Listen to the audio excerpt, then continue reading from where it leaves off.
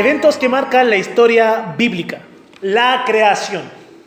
Libro de Génesis, capítulo 1. El libro de Génesis, o más bien, el nombre Génesis proviene del hebreo, la palabra es Bereshit. Y la palabra Bereshit significa en el principio o en el comienzo. Por tanto, las primeras palabras que encontramos en el primer versículo del capítulo 1 de Génesis corresponden al título del libro. Ahora, encuentro que el nombre del libro y las primeras palabras contenidas en el versículo 1 son perfectas en la posición en la cual han sido insertadas por el Espíritu Santo. ¿Por qué razón? Porque el libro de Génesis, que significa el comienzo, definitivamente nos presenta y nos entrega el comienzo de absolutamente todo lo que existe y de todo aquello que nosotros tenemos percepción en esta vida. El libro de Génesis nos relata el comienzo del universo, el comienzo del planeta Tierra, el comienzo de la sociedad, el comienzo del núcleo de la sociedad, la cual es la familia. El comienzo del ministerio, el comienzo de la nación de Israel, el comienzo del pecado en la humanidad, etcétera, etcétera, etcétera, etcétera. Por esa razón, estimo y tengo la plena convicción de que este versículo, este capítulo, este pasaje, este evento es el comienzo perfecto y es el comienzo más lógico para el desarrollo del canon bíblico y de la presente serie que estamos comenzando el día de hoy. Estaba hace un tiempo atrás viendo una entrevista que se le hizo a un famosísimo director cinematográfico, no le voy a decir el nombre para no hacerle propaganda, pero en una entrevista este director de cine dijo que para él era perfecto comenzar a contar una historia no desde el principio sino desde la mitad, terminar el desarrollo de su historia y luego empezar a contar todo lo que viene antes de ese primer filme que él hizo. Aquellos que han escuchado palabras como esas sabrán a qué serie de películas me estoy refiriendo, pero no las voy a mencionar en este momento. Sin embargo, el pensamiento de Dios es perfecto. Y Dios ha estimado que el comienzo de su revelación a lo largo de las páginas de las Escrituras comience no desde la mitad, no desde el final, sino precisamente en el punto donde todo se origina. Antes de comenzar con la lectura y la explicación de este primer evento que abre el telón de la revelación bíblica, voy a mencionar cuáles son algunos de los puntos principales que enfatiza el primer capítulo del Génesis. Primero, el capítulo 1 de Génesis enfatiza el poder de Dios y de su palabra. Cuando usted lea en su casita Génesis capítulo 1, tiene que estar plenamente consciente de que Dios, por medio de Moisés, tenía una intención, o por lo menos una de las principales, y es que usted y yo podamos comprender que la palabra de Dios tiene poder. Primer énfasis. Segundo énfasis. Dios, por medio de su instrumento humano, sabemos que fue Moisés, tenía otra intención principal, pues el pasaje tiene otro énfasis en particular, que es enseñarnos que la creación se desarrolló en el transcurso de días literales. No en millones y millones y millones de años, sino en días literales de 24 horas cada uno. Y vamos a ver cómo el desarrollo del capítulo nos habla de eso en reiteradas ocasiones. Pero además hay un énfasis que se hace en el capítulo 1 del libro de Génesis, en el desarrollo de la creación. Y es el énfasis en cuán buena era la creación en su estado original. Encontramos reiteradas menciones a cuán perfecta, cuán armoniosa, cuán funcional y cuán santa, pura y limpia era la creación en el momento en el cual fue traída a existencia por el Creador. Ya teniendo claro en nuestra mente cuál es el énfasis de este capítulo, comienzo con la lectura del versículo 1. Voy a leer primeramente del versículo 1 al 5.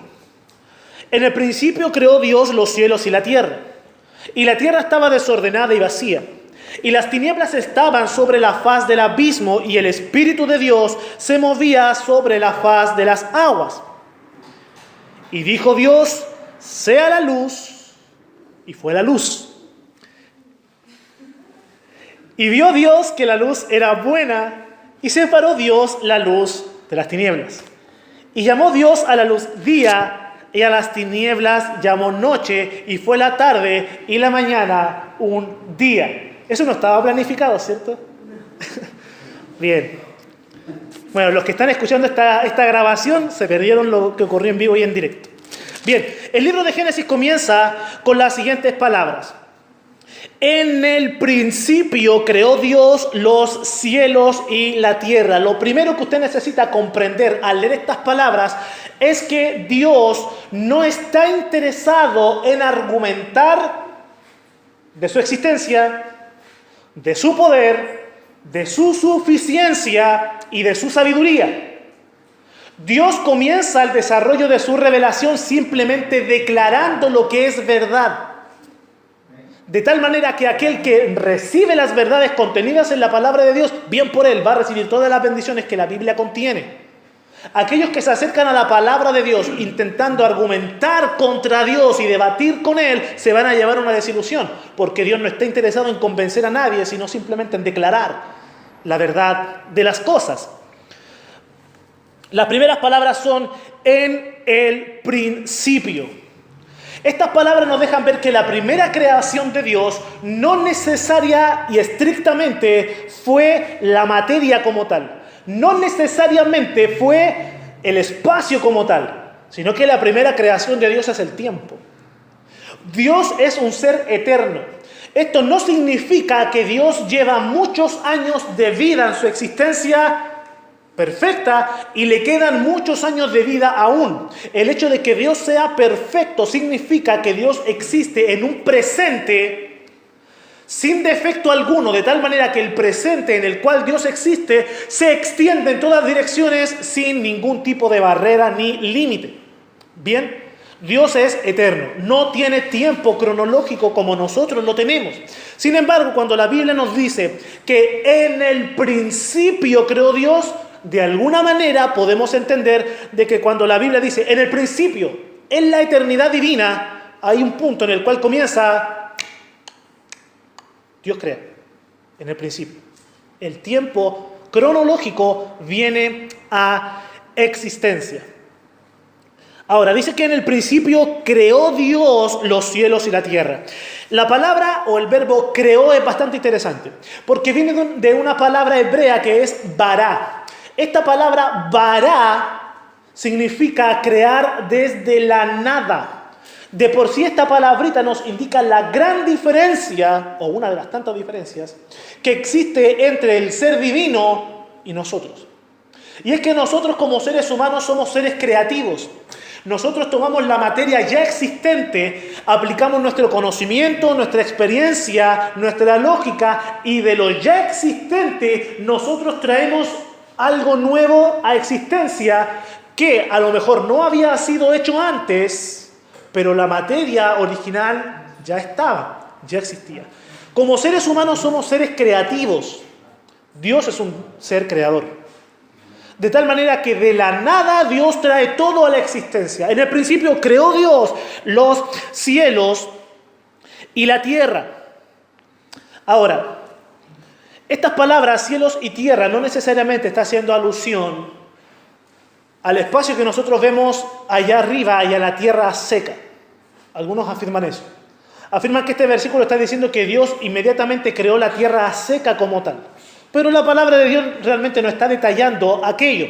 Lo que estas palabras significan es que cuando Dios comienza con la creación o el establecimiento del tiempo, Dios desde la nada trae a existencia absolutamente toda la materia, ya sea en cualquiera de sus estados, que en el proceso de 7 días Dios va a, de hecho de una manera, recrear, o más bien diseñar o moldear. En el comienzo lo que Dios hace es generar toda esa materia prima, la cual Él va a ordenar en el desarrollo de los días que vienen. Absolutamente toda la creación, el tiempo, la acción, la fuerza, el espacio, la materia y las leyes naturales, todo lo creado queda contenido en este versículo. Y la tierra estaba desordenada y vacía. Algunos han planteado que entre el versículo 1 y el versículo 2 de Génesis hay una gran brecha, un gran espacio, un gran tiempo que no se puede definir cuánto tiempo cronológico ocurrió. Algunos plantean que en el versículo 1 Dios creó los cielos y la tierra en un estado hermoso y perfecto, y entre el versículo 1 y el versículo 2 ocurre la caída de Satanás, y Satanás y sus demonios llegan a este planeta, lo corrompen antes de las suyas por cuanto son pecadores, por cuanto viven maldad en su esencia, y en el capítulo 2 entonces la creación hermosa y perfecta del versículo 1 está desordenada y vacía. Esa es una teoría que no tiene sustento bíblico. ¿Por qué razón? Porque todavía no han sido creados los ángeles. De tal manera que Satanás no se podía revelar si no había sido creado. Ese es el primer argumento que refuta esa teoría. El segundo es el siguiente. El versículo 2 comienza con la palabra compuesta de una sola letra. La Y es un conector de continuidad. De tal manera que entre el versículo 1 y el versículo 2 no existe ningún tipo de brecha. Cuando Moisés escribe el libro de Génesis, no separa entre capítulos y versículos. Está todo de corrido. En el principio creó los cielos y la tierra estaba desordenada y vacía. No existen millones de años entre ambos versículos, porque simple y llanamente no existe separación de versículos en el original. Entonces hay una continuidad entre el versículo 1 y el versículo 2. La tierra estaba desordenada y vacía porque no tenía forma en particular. Es decir, el diseño que Dios tenía para su creación, la belleza que contemplan hoy nuestros ojos al observar lo creado, aún no se había desarrollado. Era la materia inicial. Por tanto, no tenía forma. Era una materia amorfa. Por tanto, no tenía habitantes. Porque no tenía forma, no había un ecosistema, no había provisión de alimento para aquel ser que pudiera haber existido. Entonces, esa materia inicial todavía no estaba apta para proveer sustento a seres vivos, no habían habitantes, por eso estaba vacía. Ahora, yo creo que Dios, en su sabiduría eterna, decidió incluir esta información para que cada uno de nosotros tengamos claro en nuestra mente, y así las civilizaciones a lo largo del tiempo, de que no había absolutamente nadie que le dijera a Dios qué tenía que hacer. Por eso Dios dice, la tierra estaba vacía. No había nadie aconsejando a Dios. No había nadie enseñándole a Dios cómo crear. No había nadie contribuyendo a la creación de Dios. Dios, el ser eterno, perfecto y absoluto, es el único responsable y el único que merece toda la gloria y la honra por la creación.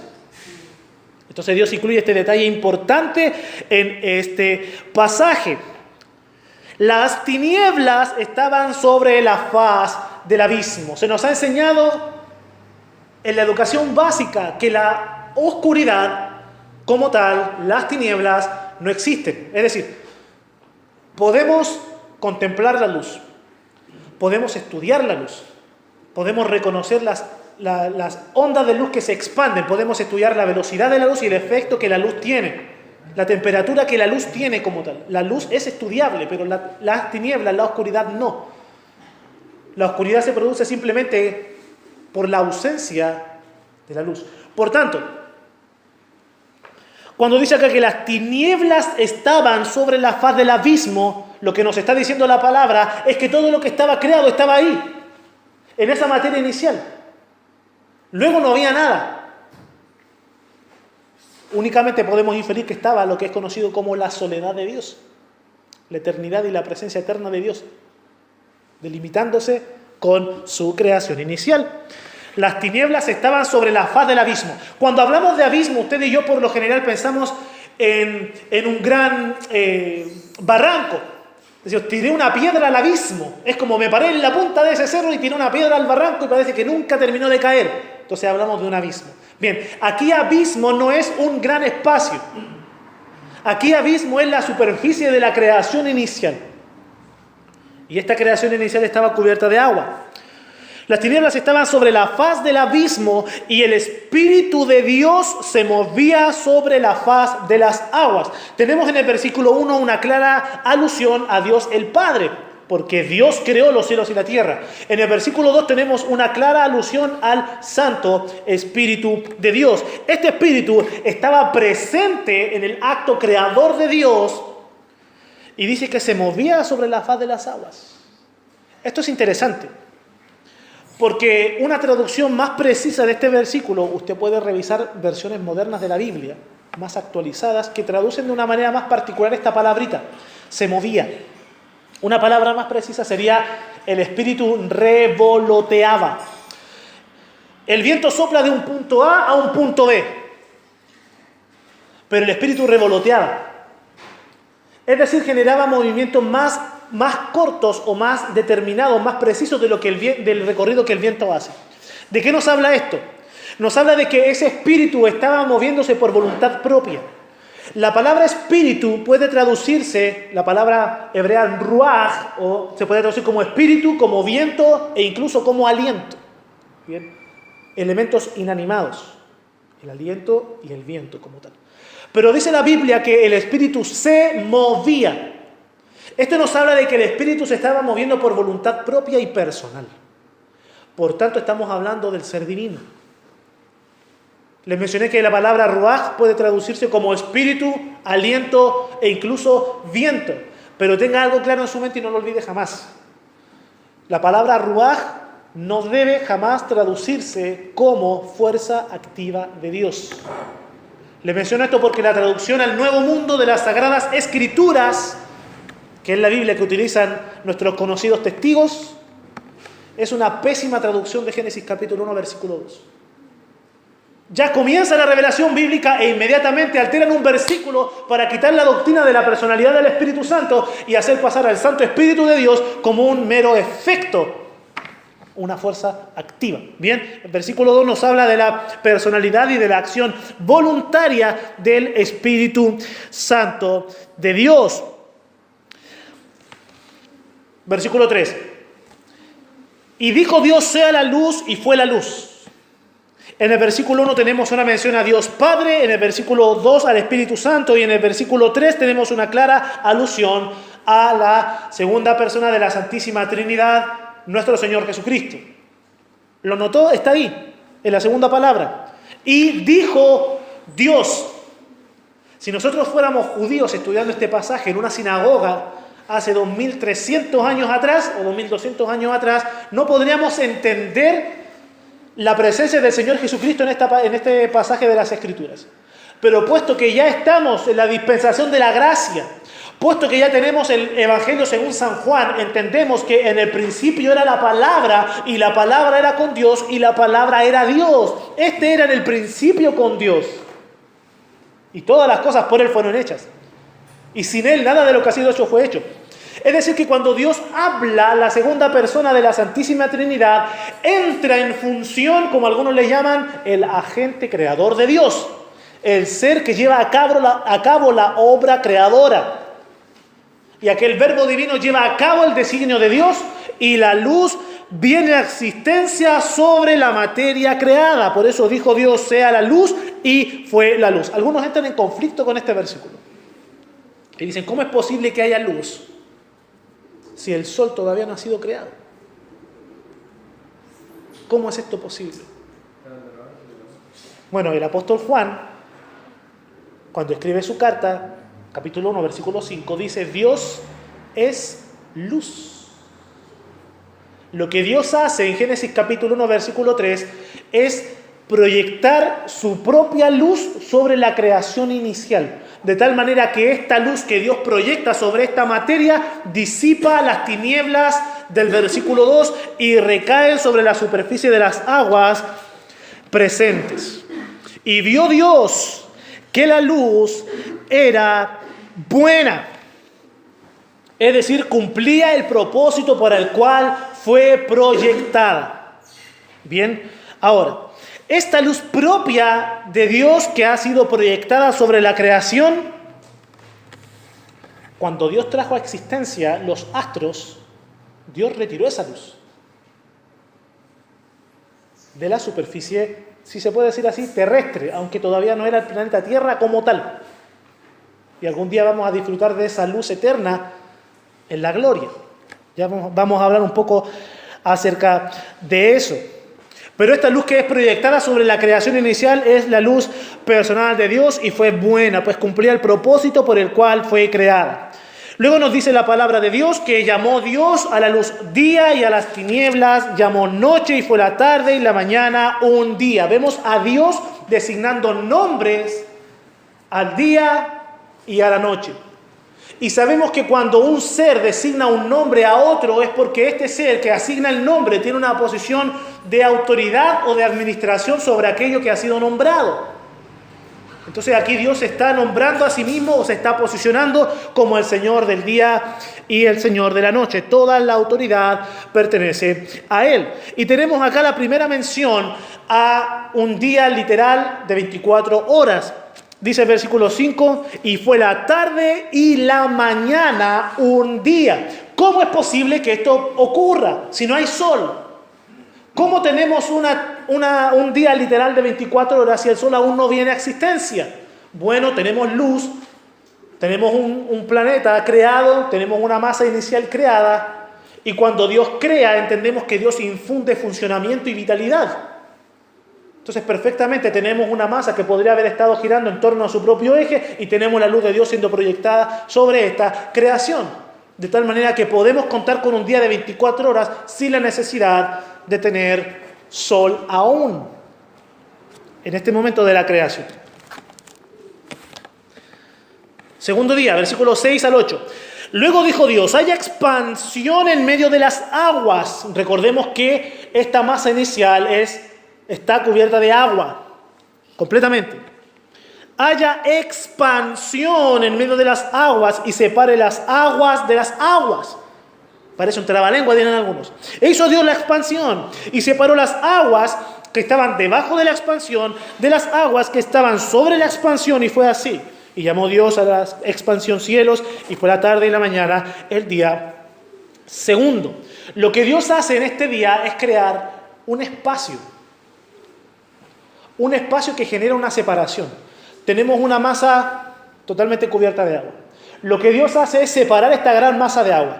Deja una masa en el centro, deja una gran expansión, una gran bóveda, y sobre esta bóveda deja grandes cantidades de agua que yo en lo particular no podría decirle cuánto aquello es. No ha sido cuantificado. Pero la palabra de Dios nos dice que está aquel planeta, si lo podemos llamar así, está el espacio, y luego sobre este espacio hay aguas. Es decir, Dios crea esta bóveda o pabellón sobre el planeta. El cielo que el hombre ve al alzar sus ojos, el cielo atmosférico y estelar, corresponde a esta expansión que Dios acaba de traer a la existencia. Bien, entonces nos damos cuenta cómo existe esta masa de agua, existe el cielo, luego existe otra capa de agua, y más allá que está la presencia de Dios, si lo podemos definir con estas palabras. Ahora, hay agua arriba, hay una expansión, y hay aguas que están debajo de la expansión. Estas aguas que están debajo de la expansión son aquellas aguas que más tarde vendrían a existir como mares, ríos, lagos, etc. E incluso las aguas subterráneas. Entonces, todas estas fuentes de las aguas que ahora están todas unidas, están conformadas en una, todas ellas son las que están debajo de la expansión. ¿Y cuáles son estas aguas que están sobre la expansión? Son las masas de agua que están sobre los cielos. Ahora, es interesante esto, ¿por qué?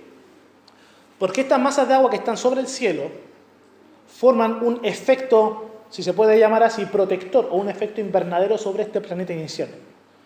Y la palabra de Dios no menciona que estas aguas sobre el cielo fueron quitadas de ahí, sino hasta un momento, un evento particular en la historia, que es el evento que vamos a estudiar Dios mediante la próxima semana, que es el diluvio. Nos dice la palabra de Dios en el libro de Génesis capítulo 7 que cuando vino el diluvio se rompieron las fuentes de las aguas, se abrieron las cataratas del cielo y cayó agua del cielo en abundancia. Si el día de hoy comenzara a llover y lloviera 40 días y 40 noches, no nos inundamos. No se genera un diluvio universal. Pero diferente es si se abren las cataratas de los cielos y toda el agua que está arriba cae a la tierra. Al mismo tiempo que Génesis capítulo 7 dice que fueron rotas las fuentes del abismo. Es decir, se abren las placas, sube el agua, mientras que baja agua del cielo, entonces tenemos un diluvio perfecto que arrasa con toda la vida del planeta. Bien, entonces el libro de Génesis capítulo 1 nos ayuda a entender el gran diluvio. Y esto es lo que Dios trae a existencia en el día segundo, es decir, el cielo, esta expansión. Nuevamente tenemos alusión a un día literal de 24 horas. Fue la tarde y la mañana, el día segundo. Cabe mencionar lo siguiente, el calendario judío no se rige como el nuestro. Todos nuestros días en las semanas son alusiones a deidades paganas. Lunes a la luna, martes al planeta Marte, miércoles a Mercurio, jueves a Júpiter, viernes a Venus y así. Sábado a Saturno y el domingo al Sol. Entonces son alusiones a deidades. Mientras que el calendario judío, ellos nombran sus días por sucesión. Día primero, día segundo, día tercero, así. Génesis capítulo 1. Tercer día de creación, versículo 9. Dijo también Dios, júntense las aguas que están debajo de los cielos en un lugar, y descúbrase lo seco, y fue así. Y llamó Dios a lo seco tierra, y a la reunión de las aguas llamó mares. Y vio Dios que era bueno. Luego dijo Dios, produzca la tierra hierba verde, hierba que dé semilla, árbol de fruto que dé fruto según su género, que su semilla esté en él, sobre la tierra, y fue así.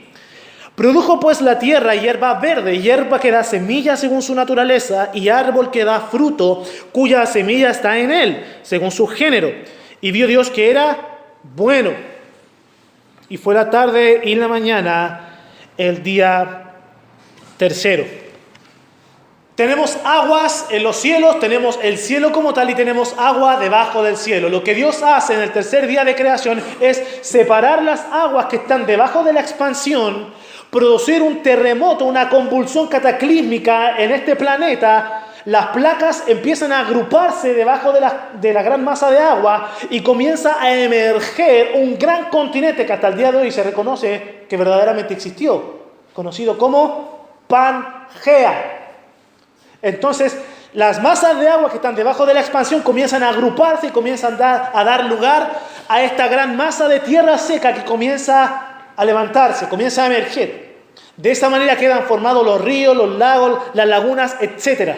Y un gran océano que rodeaba este primer continente inicial. De igual manera tenemos acá en esta sección, tenemos a Dios designando nombres. Llamó Dios a lo seco tierra. Dios es el Señor absoluto sobre la superficie terrestre habitable. Y a la región de las aguas llamó mares, porque Dios es el Señor incluso de las criaturas que aún no conocemos porque están en lo profundo del mar. Pero Dios y las conoce, y Dios es su Señor absoluto. Tenemos aquí a Dios nuevamente entonces atribuyéndose la debida autoridad que merece su persona.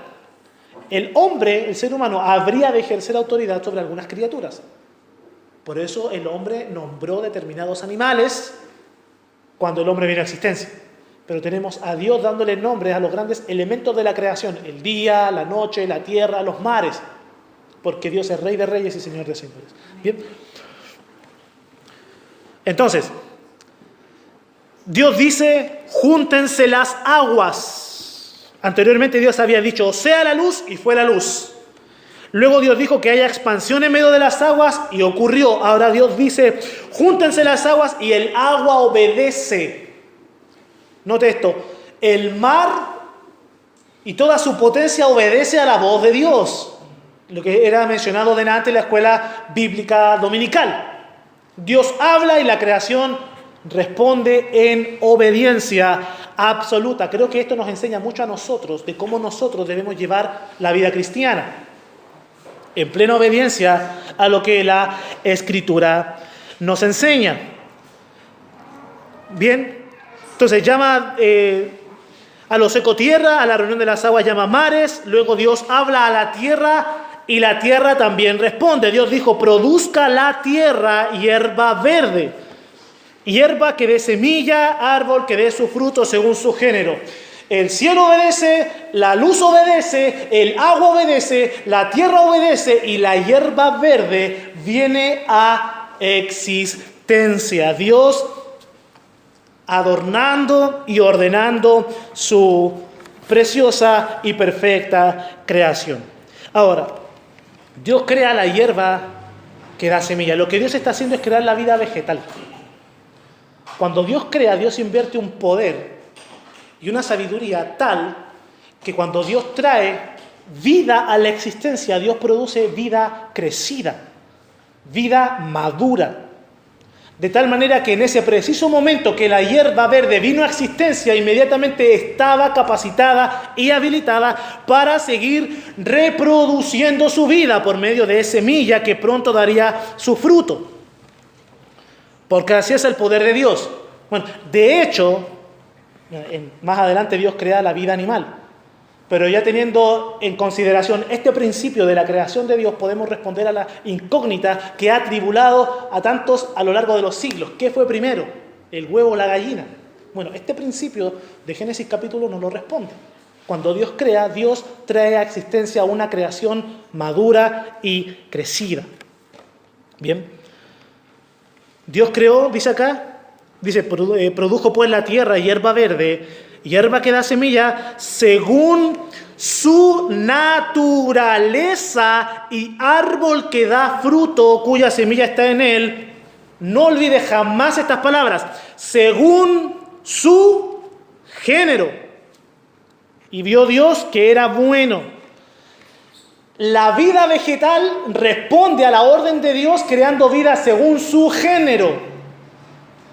Las criaturas racionales el día de hoy deberían seguir el ejemplo de la creación irracional, que entiende que fue creada según un género y permanece en ese género, sin intentar cambiar de uno al otro. Dios puso orden en su creación, de tal manera que este orden evita el paso de una especie a otra y la producción de una especie ajena. De tal manera que el naranjo siempre será naranjo, no va a mutar, ni evolucionar, ni transformarse en un manzano. Dios crea según su género. Cuarto día de la creación, versículo 14. Dijo luego Dios: haya lumbreras en la expansión de los cielos para separar el día de la noche, y sirvan de señales para las estaciones, para días y años, y sean por lumbreras en la expansión de los cielos para alumbrar sobre la tierra. ¿Y sabe qué? Fue así.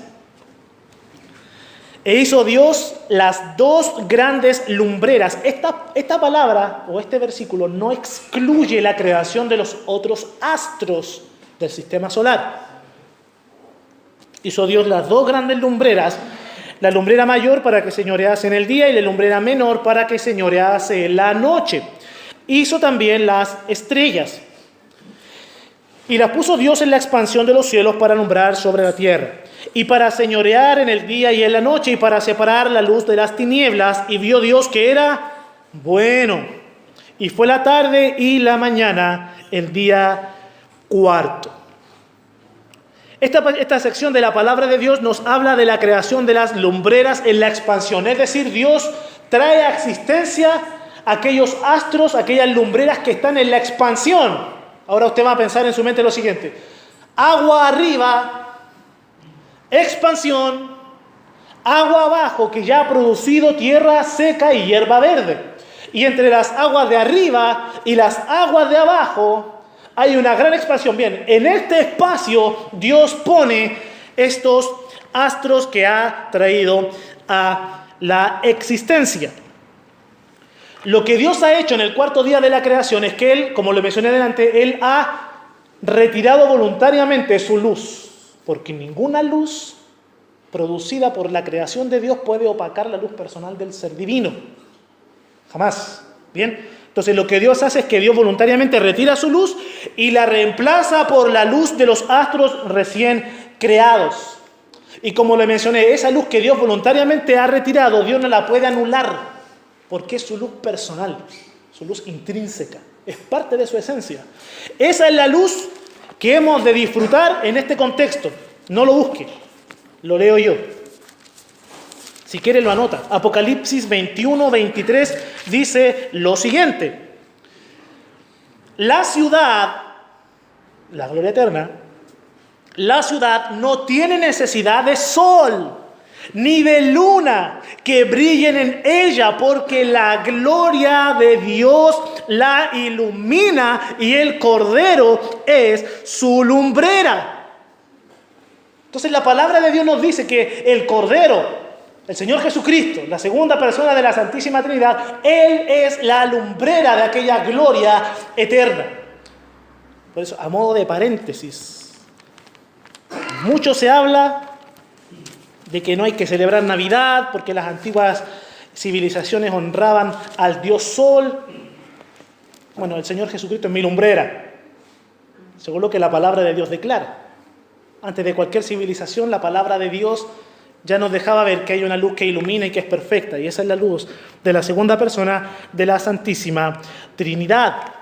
Por eso, cuando Dios traiga a restauración todas las cosas, cuando hayan cielos nuevos y tierra nueva, será muy similar a aquel estado de la creación original. No habrá pecado, no habrá maldad, no habrá maldición, no habrá llanto, no habrá lágrimas, no habrá guerras, no habrá angustia, no habrá tristeza, no habrá maldad. Y la gloria de Dios va a iluminar absolutamente todo. Es importante mencionar lo siguiente: los astros que Dios acaba de crear aquí en el cuarto día no son los creadores de la luz, son generadores de luz. Dios los ha creado y los ha puesto en esa posición con la función de irradiar luz sobre su creación. Dios lo capacitó para proveer luz, pero el creador de la luz es Dios. Por eso, grave error cometen aquellos que ven al sol y le rinden pleitesía al sol. Adoran la creación antes que al creador. Por eso necesitamos proclamar que hay un ser supremo que ha creado todas las cosas. Por eso cada vez que con mi hija estamos viendo alguna película, porque lamentablemente la hechicería, la brujería como tal, y la interacción con espíritus y la adoración de los astros muchas veces está presente incluso en las películas infantiles, y yo tengo que estar muy atento porque a veces aparecen escenas en los filmes infantiles y en el acto, porque uno no se lo espera, y en el acto tiene que explicarle uno a sus criaturas. Y yo tengo que decirle a Grace, eso que está haciendo ella de pedirle un deseo a una estrella, eso no se hace. Está prohibido consultar a los astros por la palabra de Dios. Hay que siempre estar enseñando las verdades bíblicas, porque a veces hay escenas que uno no espera que aparezcan, pero están ahí. Bien. Cuando aparece 2 o 3 escenas, ya esa película sale de nuestras pantallas, pero es importante permanecer atentos. Bien. Entonces, Dios es el creador de luz y Dios ha puesto generadores que provean una luz provisional sobre la creación. Porque va a llegar el momento en el cual la gloria de Dios nuevamente lo iluminará todo. Y tenemos entonces el cuarto día cerrando nuevamente con una mención a un día literal de 24 horas. Fue la tarde y la mañana el día cuarto. Quinto día, versículo 20. Dijo Dios, produzca las aguas seres vivientes. Esto es interesante. Produzcan las aguas seres vivientes y aves que vuelen sobre la tierra en la abierta expansión de los cielos. Y creó Dios los grandes monstruos, ahí sí, los grandes monstruos marinos. Y todo ser viviente que se mueve, que las aguas produjeron según su género, que quede claro, según su género, y toda ave alada según su especie. Y vio Dios que era bueno. Algunos niegan la existencia evidente de los dinosaurios. Dicen, no, Satanás puso ahí esos huesos para confundir a los creyentes. No, la Biblia dice que era bueno. Incluso los grandes monstruos. Y Dios los bendijo, diciendo, fructificad y multiplicaos, y llenad las aguas en los mares, y multiplíquense las aves en la tierra. Y fue la tarde y la mañana el día quinto. Ahora tenemos a las fuentes de las aguas respondiendo nuevamente a la voz de Dios. Dios dice que las aguas produzcan vida, entonces las aguas que hacen producen vida. Este evento se llevó a cabo de manera instantánea. No sé cuántos segundos o minutos en lo particular, pero definitivamente no fueron más de 24 horas. La tierra produce vida, no en millones y millones de años, sino de manera inmediata a la orden dada por el eterno. Entonces las aguas producen seres vivientes y aves. Estos seres vivientes y las aves incluyen desde los seres más pequeños del mar, que todavía nadan bajo la superficie de las aguas, hasta los grandes monstruos marinos que todavía habitan debajo de la fuente de las aguas. Esto incluye también las aves. Ahora imagínese usted la voz del Creador. El Creador dice: produzcan las aguas seres vivientes y aves que vuelen sobre la tierra. Las aguas comienzan a producir aquellos grandes seres marinos y de momento empiezan a salir disparados del mar un montón de aves que empiezan a adornar los cielos y darle belleza al cielo del Creador. ¡Qué maravilloso! Imagínese. Mientras el ser humano está compuesto por un 60% de agua aproximadamente, sí, aunque no lo crea, ustedes aproximadamente un 60% de agua. Los animales están conformados entre un 60 a un 90% de agua aproximadamente. La medusa tiene un 99% de agua y los vegetales tienen hasta un 90% de agua. Algunos intentan debatir en contra de los cristianos, que creemos fielmente en la palabra de Dios, y dicen: Dios no creó los animales, porque la ciencia ha comprobado, no saben nada de ciencia, pero citan la ciencia, porque la ciencia ha comprobado que la vida se originó en el agua. Dijo Dios: produzcan las aguas seres vivientes y aves que vuelen sobre la tierra en la abierta expansión de los cielos.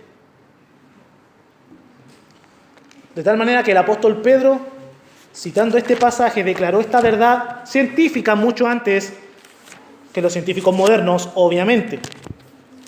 Segunda de Pedro, capítulo 3, versículo 5. Dice lo siguiente: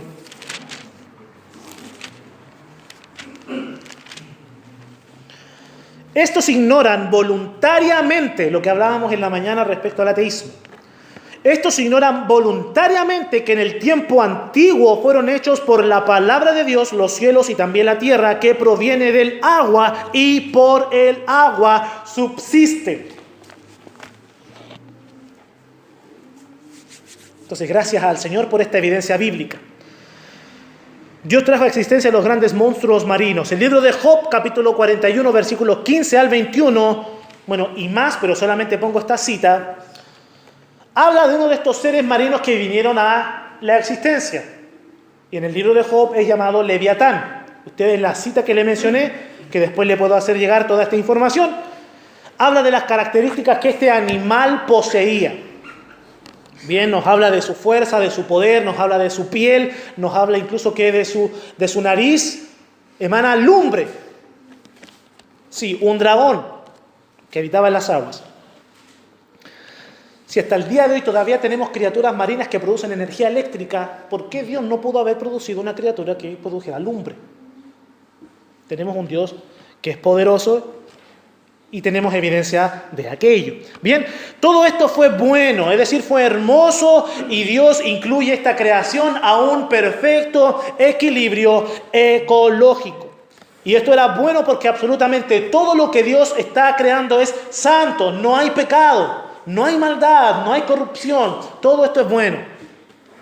Y Dios los bendijo. Esta es la primera mención a la palabra bendición en la Santa Biblia. Y no es casualidad que la primera vez que la Biblia menciona la palabra bendición es para aludir a la reproducción, a la unión de seres vivos y a la producción y generación de nueva vida. Entonces, esto es una virtud para Dios, una virtud de Dios dada a los hombres, la cual obviamente comienza a llevarse a cabo después que Dios da esta bendición a las criaturas, principio de vida. Esta bendición se lleva a cabo cuando Dios lo permite, cuando Dios lo declara, bien, es decir, bajo los principios divinos. Sexto día de la creación, versículo 24. Luego dijo Dios: produzca la tierra seres vivientes según su género, bestias y serpientes y animales de la tierra según su especie, y fue así. E hizo Dios animales de la tierra según su género, Que, paréntesis, como le mencionaba en la mañana, estas son verdades inquebrantables que hasta el día de hoy, por más que muchos intentan abogar por una teoría de la evolución, no pueden citar siquiera un ejemplo de cambio de especie, porque tal cosa no existe. Moisés lo declaró en Génesis capítulo 1, según su género. Incluso cuando se juntan dos animales que son compatibles en la producción de vida, que son de diferentes especies, producen una criatura que no se puede reproducir. Porque Dios resguarda este principio. Por eso voy a darle una información solamente para que la tenga usted en consideración. Cuando Dios trajo el diluvio, que vamos a hablar de esto cuando hablemos del próximo evento que marca la historia del desarrollo bíblico, pero cuando Dios trae el diluvio sobre la tierra, lo hace porque fue afectado este principio. El principio de la reproducción de vida de forma natural según su género.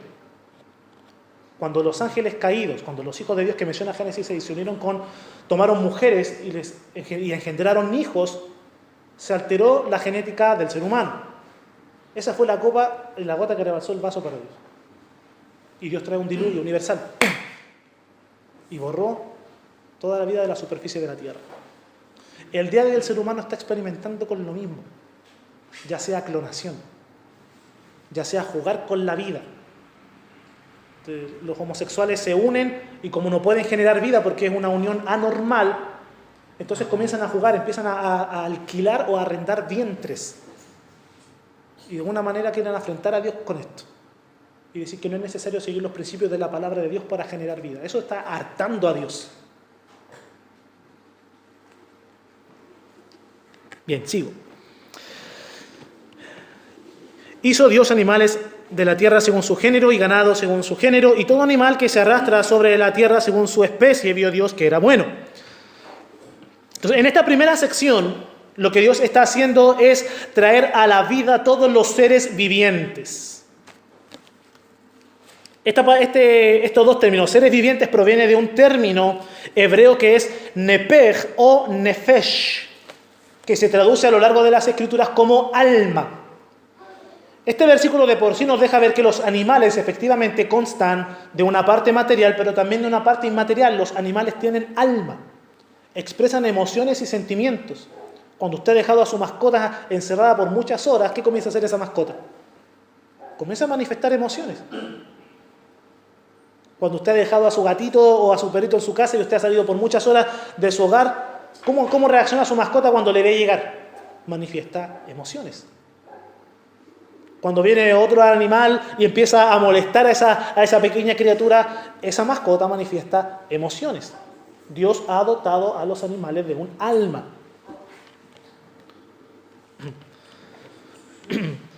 Incluso, Génesis capítulo 7, versículo 15 indica que los animales tienen esta parte inmaterial. Dice Génesis 7:15. Vinieron pues con Noé al arca de 2 en 2 de toda carne en que había espíritu de vida. Entonces, mientras Génesis 1 nos dice que los animales tienen alma, Génesis 7 nos indica que los animales tienen espíritu. Nuevamente, cuando Dios trae a creación, todos estos seres vivos, Dios produce una creación madura. Eran capaces de alimentarse por sí mismos y de reproducirse. Por eso Dios luego da una bendición. Dios le da una bendición ahí en el versículo 22 y luego una bendición en el versículo 30 en cuanto a su alimentación. Esta creación es capaz de responder a esa bendición. De tal manera que cuando Dios le dice que se fructifiquen y que se multipliquen, la creación hecha puede responder a esa orden. Pues imagínese que Dios hubiese traído a la creación criaturas inmaduras, como recién nacidas, hubiesen muerto y este acto maravilloso creador de Dios hubiese acabado en un par de días. Pero Dios trae a la existencia una creación madura. Bien, esa es otra evidencia de que no podemos aceptar la llamada evolución teísta. Es decir, que Dios utilizó la evolución para traer toda existencia y que en la Biblia cada vez que dice fue la tarde y la mañana un día, eso significa millones y millones de años. Esa teoría es insostenible bíblicamente, no la crea. ¿Por qué razón? Porque si Dios creó las plantas, toda la hierba verde en el día tercero y luego en el día cuarto Dios creó el sol, la vida vegetal necesita la luz solar para sobrevivir. Puede sobrevivir una noche sin sol, pero no millones de años sin sol. Esa es una evidencia de que Génesis capítulo 1 nos está hablando de días literales. Bien, y todo lo que Dios creó era bueno en gran manera. Versículo 26. Entonces dijo Dios, hagamos. Tenemos aquí una mención clara a la Trinidad. Dios no puede estar hablando con los ángeles por cuanto los ángeles no tienen poder creador. Dios no puede estar hablando con los animales por razones obvias. Dios está hablando con aquellos que pueden responder a esta iniciativa celestial. Hagamos al hombre a nuestra imagen conforme a nuestra semejanza. Un gran error cometen aquellos que asumen que Dios tiene una cabeza como nosotros, dos orejas como nosotros, dos brazos, dos piernas como nosotros. Cuando la palabra de Dios nos dice que Dios creó al hombre a su imagen y semejanza, no está haciendo alusión a la imagen física, está haciendo alusión a la imagen espiritual. Es decir, el hombre es portador de los atributos comunicables de Dios. Determinación, raciocinio, voluntad, el poder planificar, sabiduría, el sentido de lo que es justo, el sentido de lo que es bello. Esos atributos fueron dados al ser humano, no a los animales. En eso el ser humano se diferencia de los animales, que fue hecho a imagen y semejanza de Dios. Y señoré en los peces del mar, en las aves de los cielos, en las bestias, en toda la tierra y en todo animal que se arrastra sobre la tierra. Es decir, el hombre tiene una posición de autoridad sobre la creación. Dios es rey de reyes y señor de señores, pero el ser humano es puesto como un virrey sobre el mundo. Una posición de liderazgo, de administración, de responsabilidad. Esto debiera enseñarnos que si bien no tenemos el llamado necesariamente a ser ecologistas, sí tenemos que tener un respeto por la creación que Dios ha hecho. Sí tiene que haber un respeto por lo que Dios estableció. Y creó Dios al hombre a su imagen, a imagen de Dios lo creó, varón y hembra los creó. El capítulo 2 abre un paréntesis donde se explica en mayor detalle la creación del hombre y la creación de la mujer. Y los bendijo Dios y les dijo, fructificad y multiplicaos, llenad la tierra. ¿Cuál fue el designio de Dios para los seres humanos? Que poblen toda la tierra. El día de hoy, 3/4 partes de la tierra está cubierta de aguas. Eso es producto del diluvio. Cuando Dios le da este mandato al ser humano, la tierra no estaba como está hoy. Había mayor posibilidad de poblar el planeta de la que tenemos el día de hoy. Incluso de todos los lugares donde el ser humano puede poner la planta de su pie, no todos los lugares son habitables. Bueno, en aquel entonces sí. Porque antes del diluvio las cosas eran muy distintas. Ya lo vamos a aprender más adelante.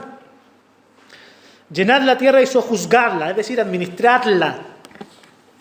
Y señoread en los peces del mar, en las aves de los cielos y en todas las bestias que se mueven sobre la tierra. Dios le da al ser humano la autoridad de utilizar los recursos naturales.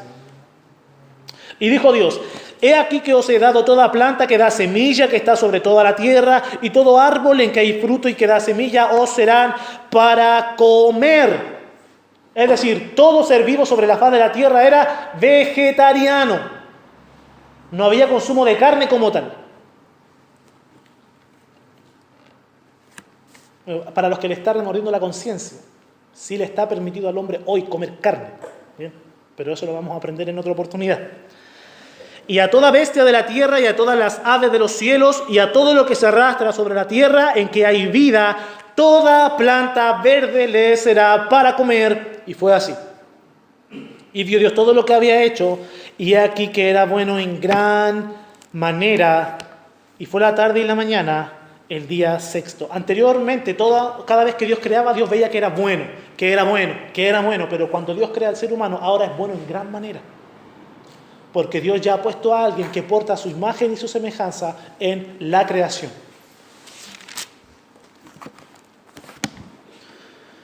Fueron pues acabados los cielos y la tierra, y todo el ejército de ellos. Esto puede estar aludiendo, el capítulo 2, versículo 1, tanto a la creación de los astros como a los ángeles. A lo largo del Antiguo Testamento, cuando se habla del ejército de los cielos, a veces alude a los ángeles, a veces a los astros. Podemos considerarlo como que Dios creó todas las cosas. Bien, y acabó Dios en el día séptimo la obra que hizo. ¿Por qué dice que acabó en el día séptimo si Dios lo acabó en el sexto? Bueno, dice acá, y reposó el día séptimo de toda la obra que hizo. Y bendijo Dios al día séptimo y lo santificó, porque en él reposó de toda la obra que había hecho en la creación. Dios reposó el día séptimo, no porque estaba cansado, sino porque Él cesó de crear. Había un propósito por el cual dedicar un día particular a este reposo. ¿Cuál era este propósito? El cese de creación en un día entero y su mención en el libro de Génesis evidencian sin lugar a dudas lo siguiente. Primero, Dios creó no solo lo material, sino también un sistema de medición de tiempo que es la semana, como ya lo hemos aprendido antes. Todos los sistemas de medición de tiempo tienen una explicación científica. Los segundos, los minutos, las horas, los días, los años. Solamente hay un sistema de medición de tiempo que no tiene explicación en la ciencia, sino solamente en la Biblia, que es la semana. Es el único sistema de medición que tiene su origen en las Escrituras, como tal. Segundo, Dios tenía pensado establecer un pacto y un día conmemorativo. Si bien no he mencionado acá, el hecho de que Dios haya dedicado un día particular a descansar, nos está advirtiendo o avisando que en un futuro Dios iba a traer un pacto y que la evidencia de ese pacto sería un día particular de descanso para un pueblo especial. Vamos a hablar de eso también en otra ocasión. Y tercero, la creación se desarrolló en 7 días literales. El reposo de un día del Señor establece una semana literal de 7 días. Mis amados hermanos, este es el evento que da inicio al desarrollo de la historia bíblica.